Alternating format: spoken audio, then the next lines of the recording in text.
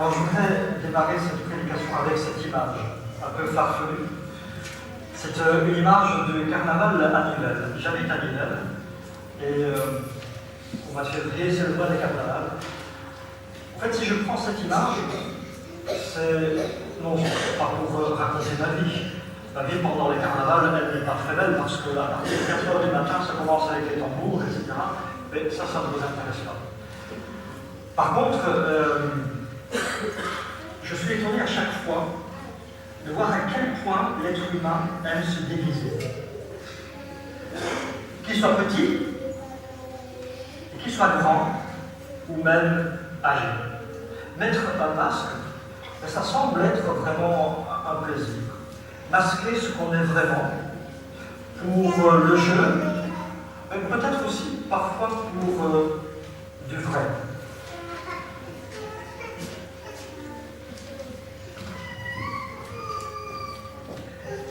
Masquer, ça permet parfois aussi de dire ou de faire ce qu'on n'oserait pas dire ou faire autrement.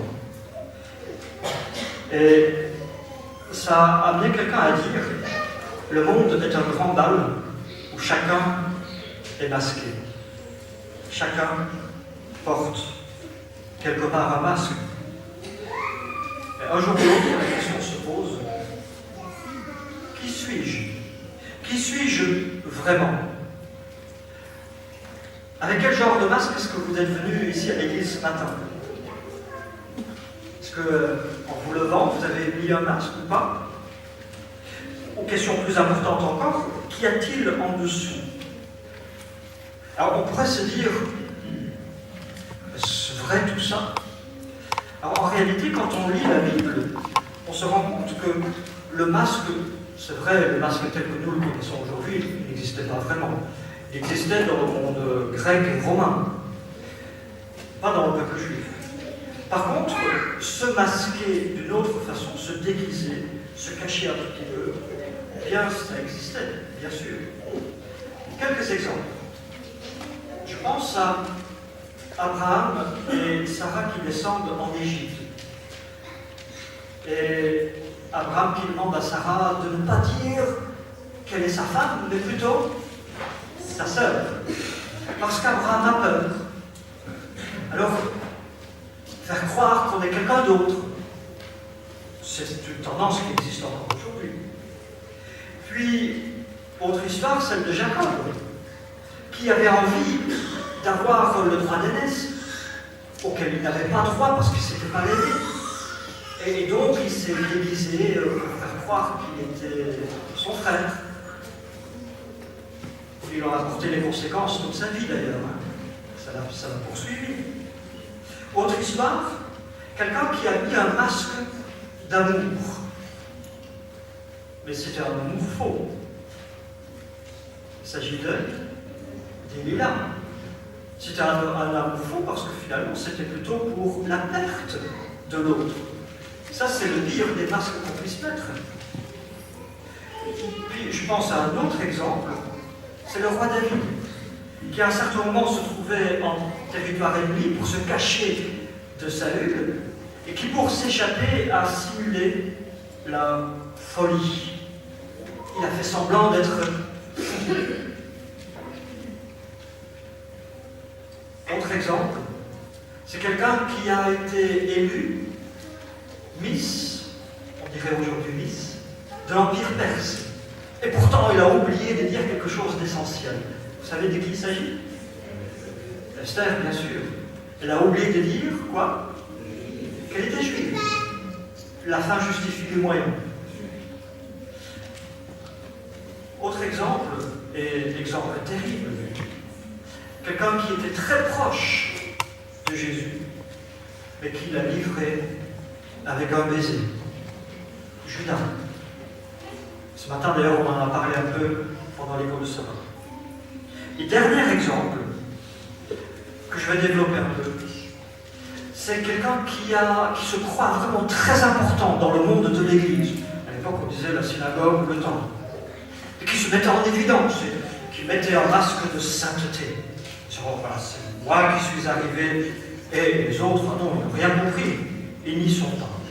C'était le pharisien dans le temple et le péager, le pécheur, non, lui, il n'avait rien compris. Masque de sainteté, masque que dans le cadre de l'Église, on risque parfois de mettre parce que, bien, peut-être les attentes sont là. Les autres s'attendent à ce qu'on ait plus de sainteté que ce qu'on a. Donc, voilà, on va masquer un tout petit peu. Jésus a mis en garde contre ce genre de masque. Et il a utilisé le mot hypocrite.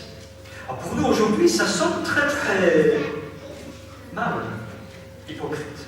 En fait, à l'époque grecque, un hypocrite c'était simplement un comédien, c'était un acteur qui entrait dans la peau de quelqu'un d'autre, qui jouait le rôle de quelqu'un d'autre, qui prenait de nouvelles apparences pour faire croire. Jésus dit attention à l'hypocrisie, parce qu'il n'y a rien de pire que cela. Même si Jésus, de façon contradictoire, était très proche dans sa pensée des pharisiens, pas mal de fois il leur a reproché l'hypocrisie. Alors quelques exemples. Lors que tu fais l'aumône, ne sonne pas de la trompette devant toi. Alors l'aumône, mais la même chose est vraie pour la prière et le jeûne. Ne sonne pas de la trompette devant toi, comme font les hypocrites dans les synagogues et dans les rues, afin d'être glorifiés par les hommes. C'est-à-dire pour le qu'en dira-t-on. Pour que les gens croient qu'on est quelqu'un de bien. Je vous le dis en vérité, ils reçoivent leur récompense. Le simple fait qu'ils l'ont fait, c'est leur récompense, puisque les autres les voient. Il ne faut pas qu'ils demandent plus que ça.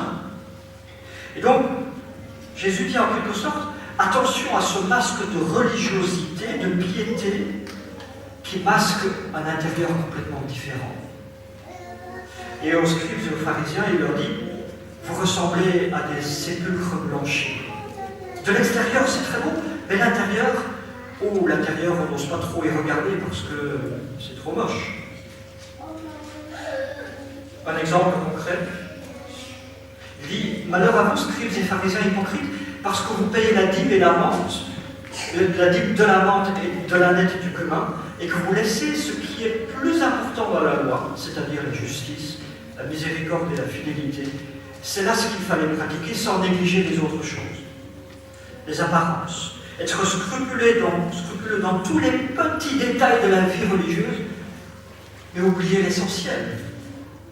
L'essentiel, dit Jésus ici, c'est la justice, la miséricorde, la fidélité.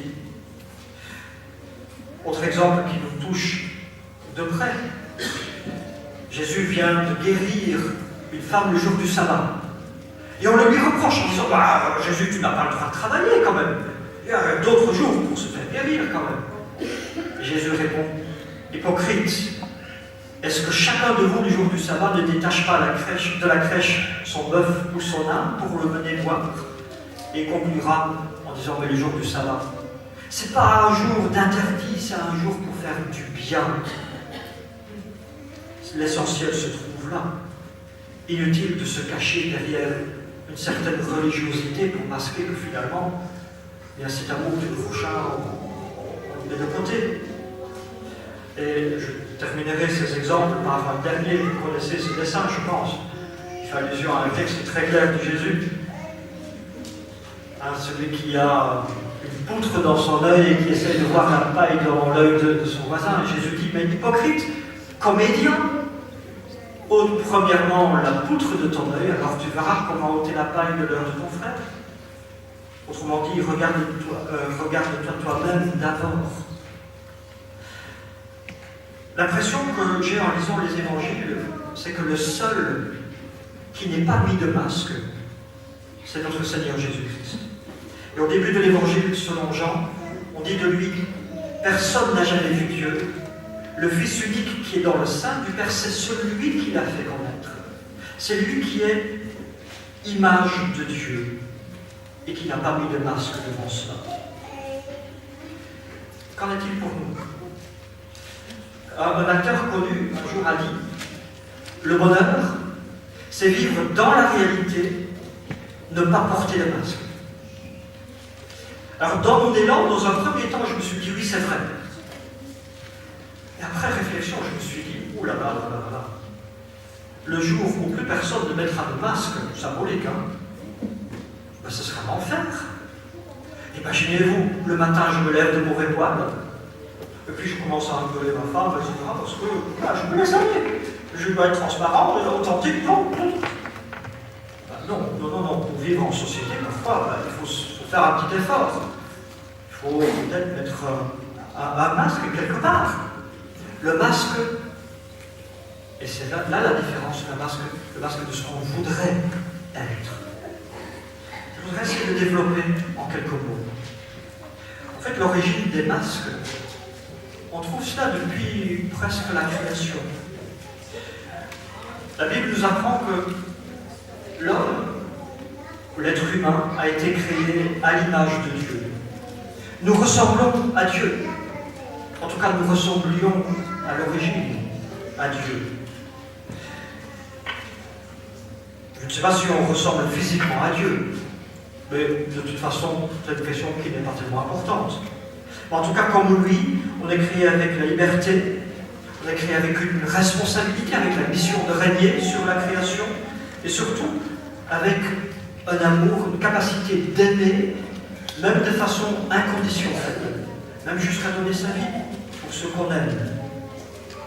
Un amour, capacité d'aimer, mais aussi capacité d'être authentique.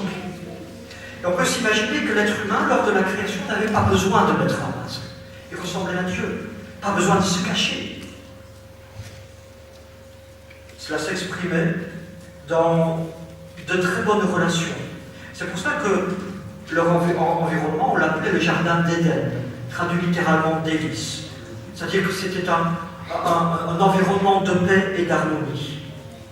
Bonne relation avec Dieu, et donc aussi bonne relation avec l'autre et avec soi-même. Et le texte de Genèse 2 rajoute tout à la fin: l'homme et sa femme sont nus tous les deux, mais ils n'ont pas honte l'un devant l'autre.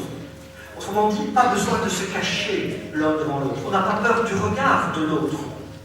Parce que on ne se sent pas en insécurité. Il n'y a pas besoin de barrière de défense. Nous savons que malheureusement, le péché est venu casser cela.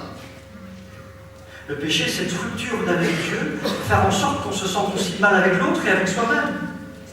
Et la première conséquence, c'est que l'homme et la femme, nous dit le texte, vont se mettre à se cacher devant Dieu. Le texte original dit même cacher loin de la face de l'Éternel. Pourquoi? Mais c'est parce qu'on a peur. Peur du regard de Dieu. Peur d'apparaître devant lui tel qu'on est. Et Dieu n'en reste pas là. Il va plus loin. Mais d'abord, reprenons cet élément de la nudité qu'on n'avait pas besoin de cacher au départ. Si on se cache tout de suite après devant Dieu, on se cache aussi devant l'autre. Le texte continue en disant, tout de suite après le péché, alors leurs yeux s'ouvrent, maintenant ils voient qu'ils sont nus, ils attachent ensemble des feuilles d'arbres et cela leur sert de panier. Alors dans notre monde occidental, on relie cela très facilement à tout ce qui a trait à la sexualité. La nudité égale sexualité. Et en fait, quand on lit les textes bibliques, on se rend compte que l'essentiel ne se trouvait pas là. Que la nudité, c'était surtout une question de fragilité et de dénuement. Fragilité à tel point qu'on ressent le besoin de cacher cela, de le préserver. Et donc l'homme et la femme se font un vêtement de feuilles. Alors on pourrait se poser la question, bon ici on pourrait imaginer que les feuilles c'est le premier masque, on ne cache pas le visage de l'autre chose, mais peu importe, c'est toujours l'action de se cacher. Alors est-ce que le masque est superflu? Est-ce qu'on peut s'en passer? En fait, la suite du texte nous montre qu'effectivement on ne peut pas entièrement s'en passer. Même si Dieu enlève les feuilles, c'est quasiment avec un petit clin d'œil qui dit mais avec les feuilles, de toute façon, on ne cache pas grand-chose. Dieu leur donne un habit en peau d'animal. Et par là, il dit effectivement, bon, puisqu'il y a le péché, eh bien, il y a certaines choses qu'il faut cacher. Et parfois, on a besoin de mettre un masque parce que sinon, la vie ne serait plus possible. Mais alors, il faut que ce soit de bons masques. Masques de bonté, de gentillesse, de politesse, par exemple. Même si on ne le ressent pas, c'est forcé. Sinon, on risque de devenir entièrement antisocial. Le masque, on en a besoin parce que nous ne sommes pas parfaits. Et nous ne vivons pas dans un monde parfait. D'ailleurs, petit élément de réflexion, je vous ai dit tout à l'heure que les masques n'existaient pas en Israël, et c'est vrai. Ici, vous voyez bien le masque du monde antique grec. Le masque, on l'appelait prosopone. Prosopone, c'est visage. C'est un autre visage qu'on colle sur son visage. Mais en latin, de façon significative, on appelait ce masque persona. D'où vient notre mot personne. En fait, à l'origine, c'était un verbe, c'était personare, c'est-à-dire parler à travers. Vous voyez ces grandes bouches là de ces masques, en fait, c'était quelque chose qui permettait d'amplifier la voix, puisqu'il n'y avait pas de micro, bien sûr, à l'époque. Donc ce masque donnait une apparence, mais en même temps faisait porter la voix suffisamment loin pour que les spectateurs puissent entendre. Dans la construction de la personne, tout un chacun, et je pense particulièrement les enfants bien sûr, mais même tout un chacun, eh bien on passe par des masques. Encore faut-il bien les choisir. Un enfant, on le sait très bien, il apprend la vie d'abord en imitant ses parents. Et c'est souvent pour notre grand bonheur, ça peut être aussi parfois à notre honte. Quand on regarde un enfant et on dit il ressemble à un tel ou un tel, et en tant que parent on peut être fier, ou alors on peut dire ouf, il n'y a pas de chance. Encore que le physique, c'est pas tellement important. Mais au niveau de sa façon d'être, de sa façon de réagir, d'interagir avec les autres, bien même quand les enfants sont grands, moi j'ai 3 enfants qui sont adultes maintenant, bien dans chacun je vois des choses où je me dis, quelque part, peut-être que j'ai donné le bon exemple là, mais je vois aussi des choses, je me dis, mince alors, j'aurais préféré ne voir pas ça. Un enfant apprend par mimétisme. Et souvent, il va mettre un masque. Et il invente lui-même plein de masques. Mais l'objectif de l'éducation, c'est d'amener cet enfant à devenir lui-même, à se forger cette personnalité pour qu'il devienne quelqu'un, mais lui apprendre aussi l'authenticité autant que possible. Alors, c'est pas facile d'être authentique. Parce que être transparent, c'est du coup être fragile. On préfère parfois se mettre à l'abri. Et donc, quelque part, il y a un double message ici. D'abord, attention aux masques qu'on met. Attention aux masques non constructifs. Ceux qu'on utilise, soit pour se cacher parce qu'on a peur, c'est pas tellement constructif, soit pour tromper l'autre. Les enfants, eux, ne s'y trompent pas. J'ouvre une petite parenthèse. Je me rappelle toujours de ma première vraie église. Il y avait un grand groupe de jeunes. Et un jour, je leur ai posé la question dans une école de sabbat, ils étaient tous devant. J'étais un tout petit peu intrépide, audacieux. Je leur ai dit, mais qu'est-ce qui vous empêche d'être baptisé? Vous savez que les enfants et les jeunes, ils sont très directs. Leur réponse a été, oui, mais le jour où on est baptisé, on risque de ressembler aux vieux. Et on risque d'être critiqués et de critiquer comme eux. Autrement dit, l'image qu'ils avaient perçue des membres d'Église, elle n'était pas belle. Et donc c'est une mise en garde. Mais c'est aussi une invitation. Et c'est plus particulièrement pour les parents avec les enfants. Vous savez, quand un enfant grandit, il passe parfois par des moments difficiles. C'est l'invitation de ne pas s'arrêter aux apparences, de regarder l'intérieur, de regarder le cœur. De ne pas s'arrêter aux signaux verbaux, mais aux signaux qui sont donnés de l'intérieur avec le cœur. Vous savez que Dieu... Ah oui, il y avait cette citation que je n'ai pas lue, mais il y a des visages plus beaux que le masque qui les couvre, et c'est vrai. Dans le jardin d'Éden, Dieu a réagi, non pas en sévissant, en punissant, mais en posant la question, mais où es-tu? La question qu'il pose à chacun, où es-tu? Où en es-tu? On pourrait presque dire, mais qui tu es vraiment? Qui es-tu derrière ce masque? Toi qui te caches. C'est vrai pour les ados, pour les enfants, qui sont en recherche d'identité, mais c'est vrai pour chacun d'entre nous. Sur Internet, j'ai trouvé un texte que je vais demander peut-être à Émilie de bien vouloir lire. Je vous invite à l'écouter. C'est une invitation justement à ne pas s'arrêter aux apparences, mais à aller plus en profondeur, à écouter comme Dieu nous écoute chacun d'entre nous.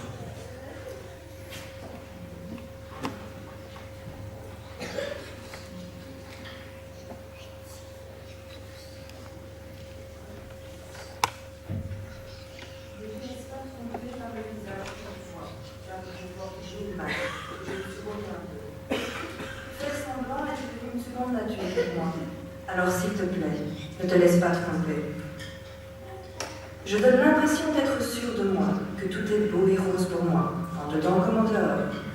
Comme mon nom est confiance, que mon jeu maîtrise de soi, que l'eau est calme et que je suis aux commandes, et que je n'ai besoin de personne. En réalité, il ne s'agit que d'un masque.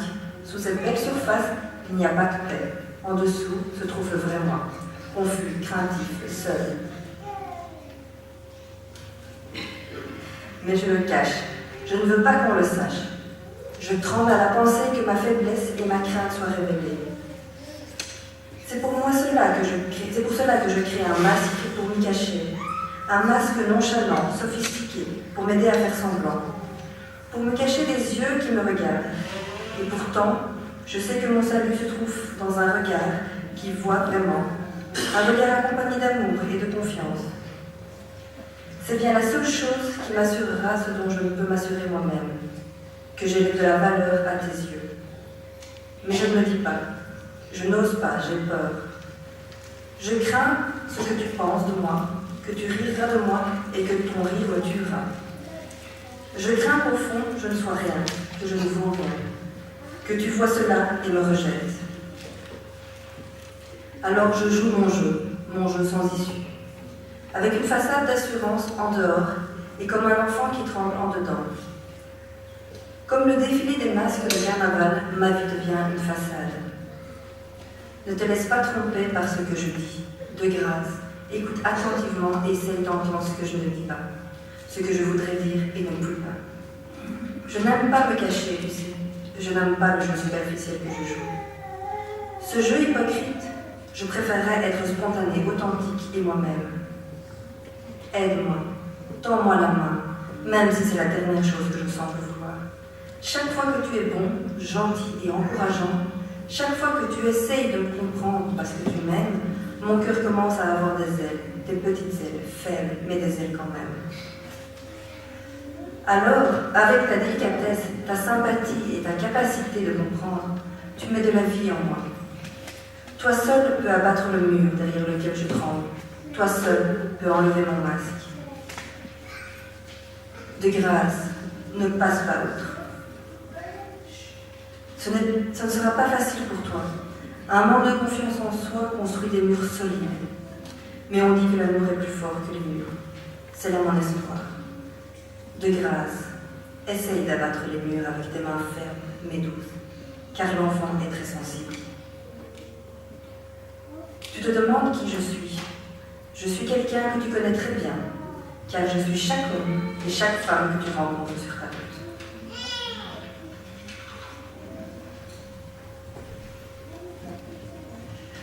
Voilà, merci.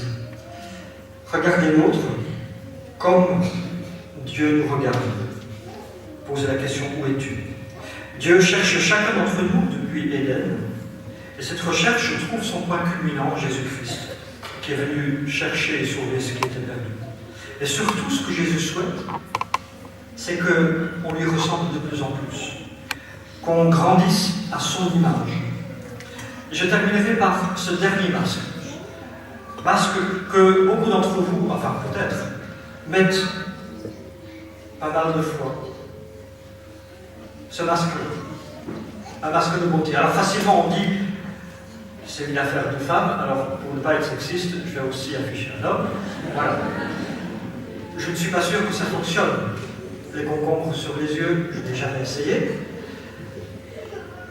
Mais c'est simplement pour introduire le fait que Jésus voudrait qu'on ait nous aussi un masque de beauté. Un masque qui nous fait grandir, qui nous fait nous embellir, pas physiquement, mais autrement. Et c'est ce dernier texte que je voudrais lire avec vous, le texte qu'on a lu en introduction, où l'apôtre Paul dit « Nous tous qui, les visages dévoilés, contemplons comme dans un miroir la gloire du Seigneur. » Alors comme dans un miroir, ça nécessite une petite explication. En fait, comme dans un miroir, bien, nous en général le matin on se regarde dans le miroir, ça peut être très décourageant, parce qu'en plus le miroir on voit le moindre petit défaut. À l'époque de l'apôtre Paul, ce n'était pas cela bien sûr. Un miroir c'était du métal poli. Et ici vous voyez un exemple de miroir grec qui a oxydé bien sûr, hein, mais à l'époque c'était brillant. On voyait à peu près. Il y avait toujours quelque chose de flou quand même. Et peut-être que parfois, ça vaut la peine d'avoir ce style de miroir. Mais l'encouragement de Paul, c'est de dire « Contemplons comme dans un miroir la gloire du Seigneur. Alors nous sommes tous transfigurés en cette même image. » Autrement dit, cette image qu'on contemple, à force de la contempler, va se refléter sur un miroir miraculeux, magique. Et il ajoute, nous sommes transfigurés en cette même image, de gloire en gloire. Pendant longtemps, j'ai lu cette expression sans trop m'y attarder, mais quand on y réfléchit, ça veut dire quoi?